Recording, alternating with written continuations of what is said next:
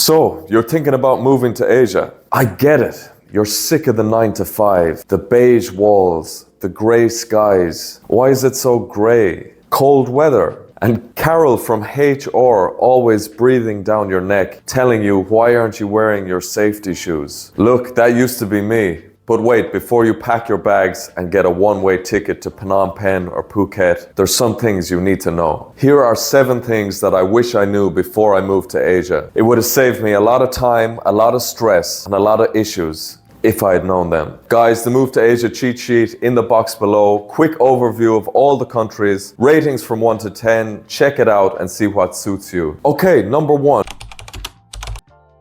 It's not that cheap anymore. Nowhere is cheap anymore. Inflation is rampant all over the world. Of course, Asia is affordable if you're not a fool. If you eat locally, live modestly, and resist the urge to spend as if you play in the NBA, you can live well on a budget. But you got to be real. Your $3 noodles quickly become bunches of $20 when you're throwing in mango smoothies, oat frappuccinos, and brunch in the Park Hyatt. As we all know, inflation is a global phenomenon. Bangkok, Phnom Penh, Manila, all the prices are rising in the cities, especially when you start ordering on Grab every day, going to air-conditioned gyms with towel service, and living in the nice part of town. Asia is very affordable, but you have to live like a local to make it work. People don't tell you, but if you want Western conveniences, oftentimes you pay more than what we're used to at home. A lot of the food has to be imported. There's taxes on that. Tariffs have to be paid to someone. Just bear that in mind before you come here. All right, part 2.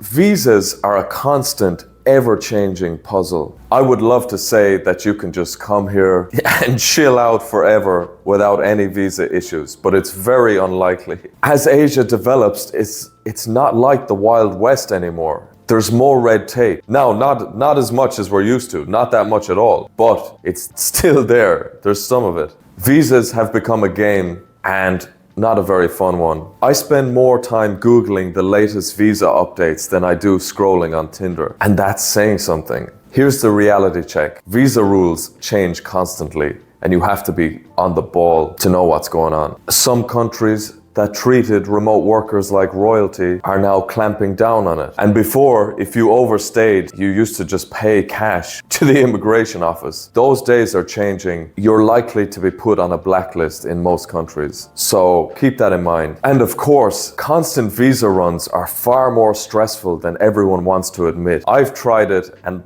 lost my mind doing it. I know some people have done it for years successfully, but after a while, it gets tiresome. I think everyone will agree with that. So yeah, what's the story? Just have a long-term plan, know your options, preferably if you're intending to stay long-term, look into the business visas, the education visas, long-term stay visas. They are doable. Or if not, have a plan that allows you to do your visa runs, but efficiently and stretch it out as long as possible. Okay, section 3.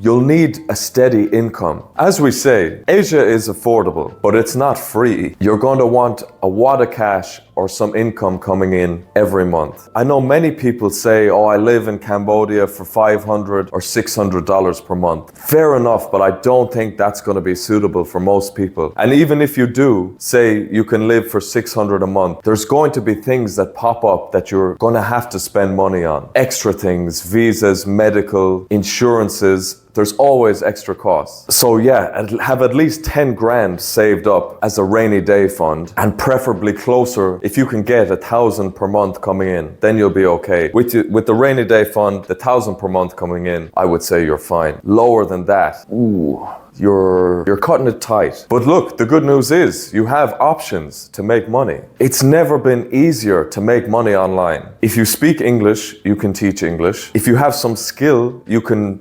freelance, the good kind. You can get a remote job before you even arrive. That is ideal. And if you're entrepreneurial, you can start a business. It's all well and good having a budget, but the last thing you want is to be sweating over money living in Asia. It's hot enough. You're going to be sweating anyway. Don't have that extra worry of money living here. And look, I've done it. I've run out of money a few times. It's not pretty. It's horrible. You have no one to ask for help. You're on your own, and like me, you might be running back home with your tail between your legs. Don't do that. Don't run out of money. Section 4.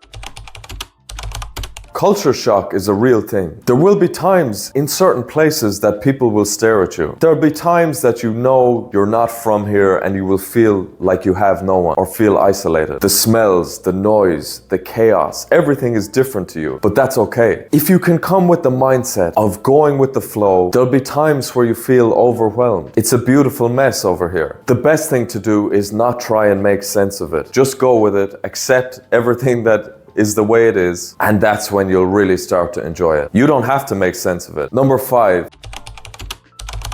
You'll grow out of the backpacker bubble fairly fast. We've all been young before. 50-cent beers, hostel flings, pulling all-nighters. It's fun for a while until your liver or your brain gives up and you realize it's the same thing over and over again. Now, I know there's some exceptions, but in reality, most of us don't want to be 38 years old, hanging around hostels, staying with 6 other people in the room, arguing about where did my slippers go. Eventually, you'll want some depth. You'll want to build connections with people with goals preferably. You'll get tired of the conversations about magic mushrooms in Thailand, and that's when you need to change things up. Okay, number 6.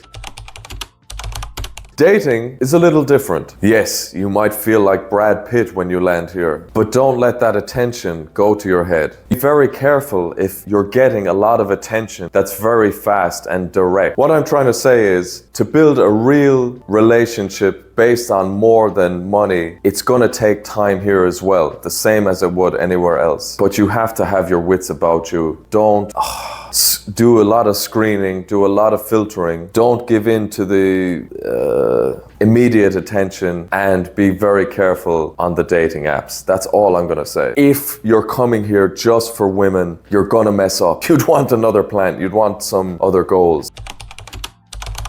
Asia is a big test. You're on your own here. No one is coming to save you. No one even knows who you are. But that's the best part. There'll be times where Asia will humble you and break your ego. There'll be times where it'll boost you up. It'll show you what you're capable of. It'll show you what real heat means. It will show you the meaning of humidity. It'll test your patience. It'll test your adaptability. Can you handle things not going your way? Can you live with the internet cutting off for no reason? Can you live with the heater in the shower not working for 2 days? Small things, but they test people's patience. Okay, bonus round, some mini tips. Learn some words of whatever country you're going to. It'll make it more fun and the locals will respect you more. I would say, don't flash the money. In Asia, there's a stereotype of Westerners already having money. We're all lumped into that bunch. There's no need to show money off here. You're only asking for trouble. You're not Drake. You don't need to show off here. Okay, never assume you understand the system, because no one does. It doesn't make sense. Don't bring your Western logic and your old way of thinking here, because it won't fit. It doesn't match, and it's just gonna bother you. And realize every country is different. Before I arrived in certain countries, I had lumped them together. I thought they would be similar to, I thought Thailand, Cambodia would be similar, but they're so different in many ways, so bear that in mind. Okay, final recap. It's not free. Visas are a game. You need money. Culture shock could get you. The party life gets old as hell. Dating is different to what you hear. And look, if you want to, you can grow very quickly over here. Now, I hope I didn't put you off coming to Asia. Asia is still 100% the best place to be in the next few years. If you can get past all these, don't make the mistakes that I did, and you'll be absolutely fine. Guys, the Move to Asia cheat sheet in the box below. Quick overview of all the countries, ratings from 1 to 10. Check it out and see what suits you. Thanks very much. Guys, thanks for watching the video. Subscribe, like, whatever you want to do. I need all the help I can get here. And yeah, I'll see you in the next one.